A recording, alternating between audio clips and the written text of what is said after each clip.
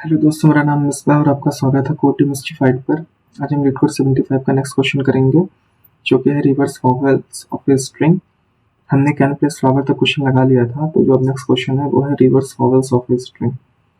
चलिए सबसे पहले इस क्वेश्चन को समझते हैं कि ये क्वेश्चन हमसे कह क्या रहा है। इस क्वेश्चन को समझने के लिए मान लेते हैं हमारे पास एक स्ट्रिंग है लीड कोड LEETCODE। तो इस स्ट्रिंग में जो भी वॉवेल्स हैं उन्हें रिवर्स करना है, हमें आपस में रिवर्स करना है। मीन्स जो फर्स्ट वॉवेल होगा वो लास्ट प्लेस पे चला जाएगा और जो लास्ट वाला होगा वो फर्स्ट प्लेस पे आ जाएगा, ठीक है।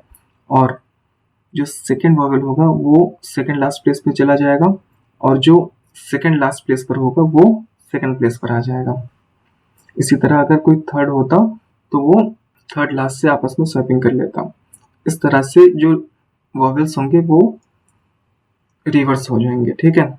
और जो कॉन्सोनेंट होंगे वो अपने प्लेस पर ही रहेंगे, उन्हें हमें टच नहीं करना है। तो हमें करना क्या है, बेसिकली जो फर्स्ट वाला वॉवेल है उसको लास्ट प्लेस पर रखना है और जो लास्ट वॉवेल होगा उसको फर्स्ट प्लेस पर रखना है, ठीक है। और जो सेकंड प्लेस पे वॉवेल होगा उसको सेकंड लास्ट प्लेस पर रखना है और जो सेकंड लास्ट प्लेस पर होगा उसको फर्स्ट प्लेस पे ले आना है। तो हमारा जो आउटपुट होगा वो ये आएगा, ठीक है। तो हमारे पास देखिए वॉवेल्स क्या क्या होते हैं। 5 वॉवेल्स होते हैं, वो A E I O U। तो जो भी वॉवेल्स होंगे स्ट्रिंग में उन्हें रिवर्स करना है स्ट्रिंग में, ठीक है। ये बेसिकली क्वेश्चन है। अब इसे हम करेंगे कैसे, इसे हम करेंगे 2 पॉइंटर अप्रोच से। 2 पॉइंटर अप्रोच होती क्या है इसके बारे में अभी हम डिस्कस करेंगे थोड़ी देर में। उसके पहले हम एक बार एज केस समझ लेते हैं कि इस क्वेश्चन में क्या क्या एज केस होंगे। तो इसमें बेसिकली 3 एज केस होंगे। वो एज केस क्या क्या होते हैं, वो एज केस होंगे। सबसे पहला left index character is not vowel, कि मतलब लेफ्ट इंडेक्स का जो कैरेक्टर है वो वॉवेल नहीं है। Second as case right index character is not vowel, अगर राइट इंडेक्स का कैरेक्टर वॉवेल नहीं है। एंड लास्ट वन क्या कहता है कि अगर लेफ्ट और right index, left and right index characters are vowels, ठीक है। तो इसमें हम देखिए करेंगे क्या, एक लेफ्ट इंडेक्स लेंगे Li और एक राइट इंडेक्स लेंगे Ri, ठीक है। अब पहला एज केस कि अगर लेफ्ट इंडेक्स कैरेक्टर वॉवेल नहीं है उस केस में हम Li को इंक्रीज करेंगे और अगर राइट इंडेक्स कैरेक्टर वॉवेल नहीं है उस केस में हम Ri को डिक्रीज करेंगे। और अगर लेफ्ट और राइट इंडेक्स दोनों इंडेक्सेस पर अगर कैरेक्टर्स जो है अगर वो वॉवेल्स होते हैं उस केस में हम 2 काम करेंगे। पहला स्वैपिंग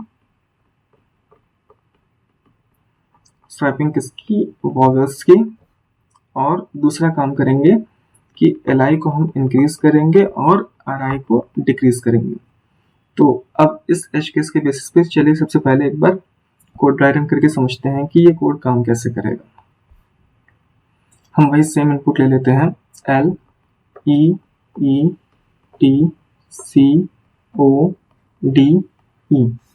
और 2 पॉइंटर ले लेते हैं Li और Ri। हमने ये जो लीड कोड लिया है इसका इंडेक्स लिख लेते हैं 0 1 2 3 4 5 6 7। अब Li को हम फर्स्ट प्लेस पर रखेंगे और Ri को हम लास्ट प्लेस पर रखेंगे स्ट्रिंग के। Li की वैल्यू अभी कितनी है 0 और Ri की वैल्यू अभी कितनी है 7। अब हम यहाँ पे चेक करेंगे क्या Li और Ri क्या दोनों प्लेस पर वॉवेल्स हैं। हम यहाँ पर देख सकते हैं कि Ri के प्लेस पर वॉवेल्स है जबकि Li के प्लेस पर वॉवेल नहीं है, वो एक कॉन्सोनेंट है L। तो हम इस केस में फर्स्ट एज केस को बिलोंग करते हैं, तो हम यहाँ पर li की वैल्यू इंक्रीज करेंगे, 0 से 1 कर दिया, यहाँ पर भी वही सेम चीज कर देंगे। अब हम चेक करेंगे क्या li और ri क्या दोनों प्लेस पर वॉवेल्स हैं। यस, दोनों प्लेस पर वॉवेल्स हैं, तो इन वॉवेल्स को आपस में स्वैपिंग करेंगे। ठीक है, स्वैपिंग करेंगे तो ये जो फर्स्ट वाला ई है वो लास्ट प्लेस पे चला जाएगा और जो लास्ट वाला ई है वो फर्स्ट प्लेस पे आ जाएगा। ठीक है, अब ये जो है केस, ये थर्ड एज केस को बिलोंग करता है। उस केस में हम क्या करेंगे, li को इंक्रीज करेंगे। हमने यहाँ पर li को क्या किया, इंक्रीज किया, और ri को डिक्रीज करेंगे। li की वैल्यू इंक्रीज करके हमने 1 से 2 कर दी और ri की वैल्यू डिक्रीज करके 7 से 6 कर दिया। ठीक है, अब हम चेक करेंगे क्या li और ri क्या दोनों प्लेस पर वॉवेल्स हैं। नहीं, दोनों प्लेस पे वॉवेल्स नहीं है। इसमें क्या है कि li पर वॉवेल है जबकि ri के प्लेस पर एक कॉन्सोनेंट है। ये सेकंड एज केस को बिलोंग करता है। उस केस में हम ri की वैल्यू डिक्रीज करते हैं, तो ri की वैल्यू डिक्रीज करके 6 से हम कर देंगे 5। अब हम चेक करेंगे क्या li और ri क्या दोनों प्लेस पर वॉवेल्स हैं। यस, दोनों प्लेस पर वॉवेल्स हैं, तो ये थर्ड एज केस को बिलोंग करता है। इस केस में हम सबसे पहले करेंगे स्वैपिंग। वो यहाँ से रिमूव होके सेकंड प्लेस पर आ जाएगा और ई जो है वो सेकंड लास्ट प्लेस पे चला जाएगा। ठीक है, अब आफ्टर स्वैपिंग हमें क्या करना है, li को इंक्रीज करना है। ठीक है, li इंक्रीज करके 2 से 3 कर दिया और ri को डिक्रीज करना है। ri को डिक्रीज करके 5 से 4 कर दिया। ठीक है, अब हमें ये चेक करना है क्या li और ri क्या दोनों प्लेस पर वॉवेल्स हैं। अब देखिए li के प्लेस पर वॉवेल नहीं है, ये एक कॉन्सोनेंट है, तो उस केस में हम li की वैल्यू इंक्रीज करेंगे तो li वहीं पॉइंट करने लग जाएगा जहां पर अभी ri पॉइंट कर रहा है। तो li की वैल्यू कितनी हो जाएगी, 3 से 4। ठीक है, अब li और ri दोनों फोर्थ इंडेक्स को पॉइंट कर रहे हैं जो कि इसकी वैल्यू है c। ठीक है, तो हम यहाँ पर बेसिकली क्या करेंगे कि एक वाइल लूप चलाएंगे, वो तब तक चलाएंगे जब तक li की वैल्यू लेस देन हो ri से। ठीक है, अब देखिए li की वैल्यू अभी कितनी हो गई है, 4, और ri की वैल्यू कितनी हो गई है, 4। क्या 4 लेस देन 4 है, नहीं, तो हम बस इतना ही लूप चलाएंगे इस स्ट्रिंग के लिए। इस केस में हमारा जो आउटपुट आएगा वो आएगा L E O T C E D E। तो ये हमारा क्या हो जाएगा, आउटपुट। तो आई होप आपको ये कोड पैटर्न समझ में आ गया होगा। तो चलिए अब हम इसे कोड करते हैं और देखते हैं हम इसे कोड कैसे करेंगे। इसे कोड करने के लिए सबसे पहले हमारे पास जो स्ट्रिंग दी हुई है उसको हम एक कैरेक्टर एरे में चेंज कर लेते हैं।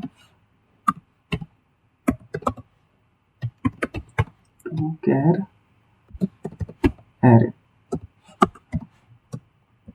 इससे क्या होगा, s.toChar एरे से हमारी जो स्ट्रिंग है वो कैरेक्टर एरे में चेंज हो जाएगी। और उसके बाद हम दो पॉइंटर ले लेते हैं li, जिसकी वैल्यू हम 0 पे पुट कर देंगे, और एक पॉइंटर ले लेते हैं ri की वैल्यू हम पुट करेंगे स्ट्रिंग के लास्ट कैरेक्टर पे। ठीक है, अब हम एक while लूप चलाएंगे। क्या li लेस देन ri है तब तक। ठीक है, अब हम यहाँ पर एज केस लिखेंगे। 3 एज केस हमारे पास क्या क्या एज केस है। सबसे पहला एज केस है कि लेफ्ट इंडेक्स का कैरेक्टर इज नॉट वॉवेल। ठीक है,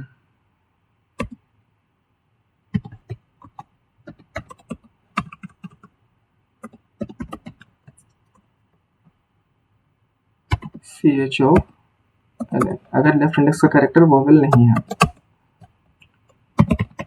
दूसरा एज केस क्या है, दूसरा एज केस कहता है कि अगर राइट इंडेक्स का कैरेक्टर वॉवेल नहीं है,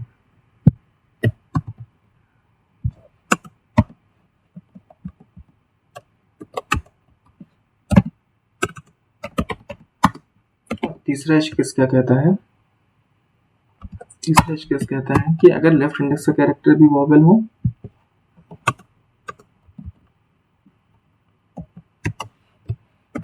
एंड राइट इंडेक्स का कैरेक्टर भी वॉवेल हो। ठीक है, अगर पहला एज केस होता है कि अगर लेफ्ट इंडेक्स का कैरेक्टर वॉवेल नहीं है, उस केस में हम लेफ्ट इंडेक्स के कैरेक्टर को इंक्रीज करते हैं। सेकेंड एज केस, अगर राइट इंडेक्स का कैरेक्टर वॉवेल नहीं है तो उस केस में हम RI को डिक्रीज करते हैं। और अगर लेफ्ट इंडेक्स का कैरेक्टर और राइट इंडेक्स का कैरेक्टर दोनों वॉवेल्स हैं, उस केस में हम क्या करेंगे, स्वैपिंग करते हैं। सबसे पहले temp equal to ch of li और ch ऑफ li में हम ch ऑफ rn की वैल्यू पुट कर देंगे और ch ऑफ ri में हम temp की वैल्यू पुट कर देंगे। हमने ये स्वैपिंग का कोड लिखा है, हम इससे थोड़ी देर में समझेंगे कि हम इसे कैसे करते हैं। ठीक है, कोड डायग्राम से। और स्वैपिंग करने के बाद हम क्या करते हैं, लेफ्ट इंडेक्स की वैल्यू इंक्रीज करते हैं और राइट इंडेक्स की वैल्यू डिक्रीज करते हैं। ठीक है, अगर आपको यहाँ तक समझ में आ गया है तो आफ्टर स्वैपिंग हमें क्या करना है, जो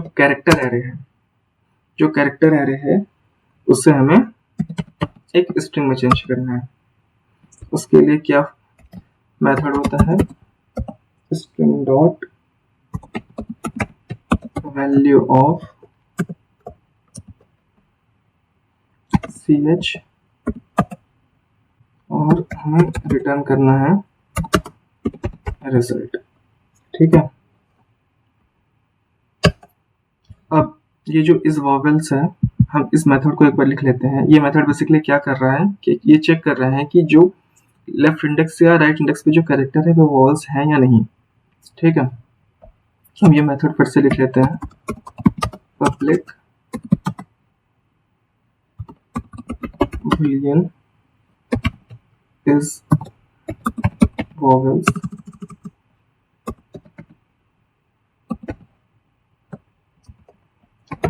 चेक करेंगे किसको, कैरेक्टर को। ठीक है, if v equal to a और v इक्वल टू e और v इक्वल टू i और v इक्वल टू अगर है o और v इक्वल टू है u। ठीक है, और ये हमने स्मॉल कैरेक्टर के लिए चेक किया था, अब हम कैपिटल लेटर के लिए चेक करेंगे कि अगर v a e i o और u। ठीक है, अगर जो कैरेक्टर है अगर वो वॉवेल होता है तो उस केस में हम रिटर्न करेंगे ट्रू, अदरवाइज रिटर्न करेंगे फॉल्स। ठीक है, तो ये मेथड बेसिकली ये कर रहा है कि अगर कैरेक्टर वॉवेल होता है तो ट्रू रिटर्न करता है, अदरवाइज फॉल्स रिटर्न करता है। तो ये मेथड बस इतना सा है। आई होप आपको ये मेथड जो है वो समझ में आ रहा होगा। अब एक बार हम ये स्वैपिंग वाला कोड देख लेते हैं कि ये स्वैपिंग वाला कोड कैसे काम कर रहा है। ठीक है, स्वैपिंग वाला कोड समझने के लिए एक बार हम स्वैपिंग वाला कोड लिख लेते हैं। यहाँ पे स्वैपिंग वाला कोड क्या लिखा हुआ था, स्वैपिंग वाला कोड था char temp equal to ch of li और ch ऑफ li में हम पुट कर देंगे ch ऑफ ri और ch ऑफ ri में temp।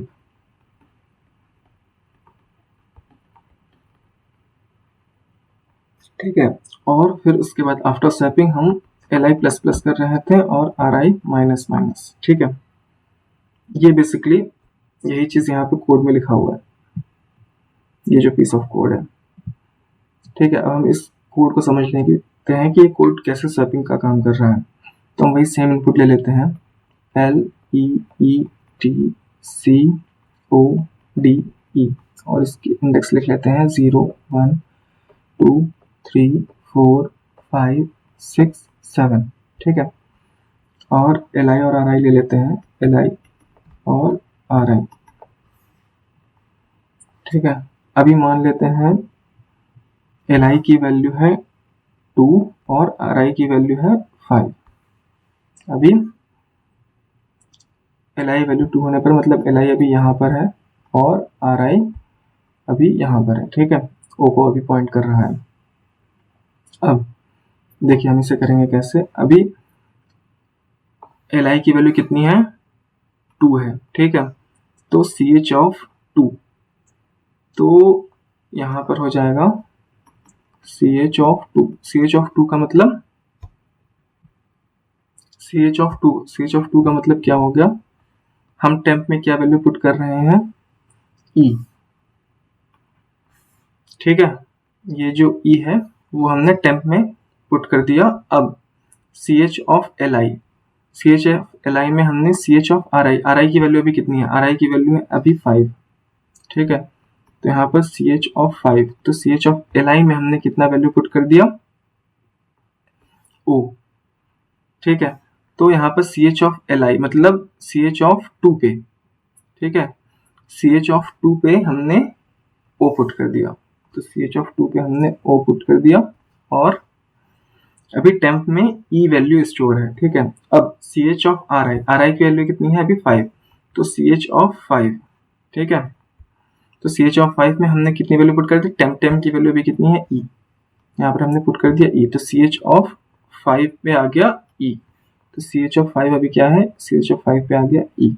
तो ये देखिए o और e आपस में स्वैपिंग हो गई है। ठीक है, तो आई होप आपको ये स्वैपिंग वाला कोड समझ में आ रहा है। और आफ्टर स्वैपिंग हमें करना क्या है, li को प्लस प्लस करना है, मतलब li की वैल्यू हो जाएगी 2 से 3, तो li यहाँ पे पॉइंट करने लगेगा और ri की वैल्यू डिक्रीज हो जाएगी 5 से 4, तो ri यहाँ पे पॉइंट करने लगेगा। ठीक है, अभी li यहाँ पर आ गया और ri यहाँ पर आ गया, li यहाँ से कट के यहाँ पर आ गया और ri यहाँ से कट के एक कम हो गया है, ri यहाँ पर आ गया। ठीक है,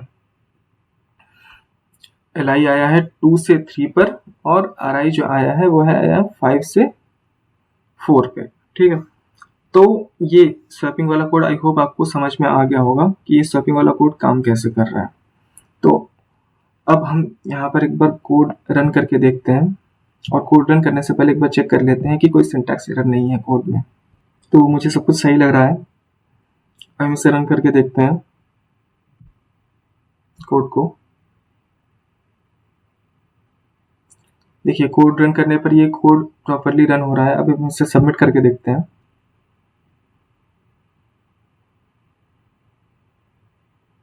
तो कोड सबमिट करने पर भी ये कोड प्रॉपरली सबमिट हो रहा है। तो आई होप आपको ये क्वेश्चन समझ में आया होगा। Thank you very much.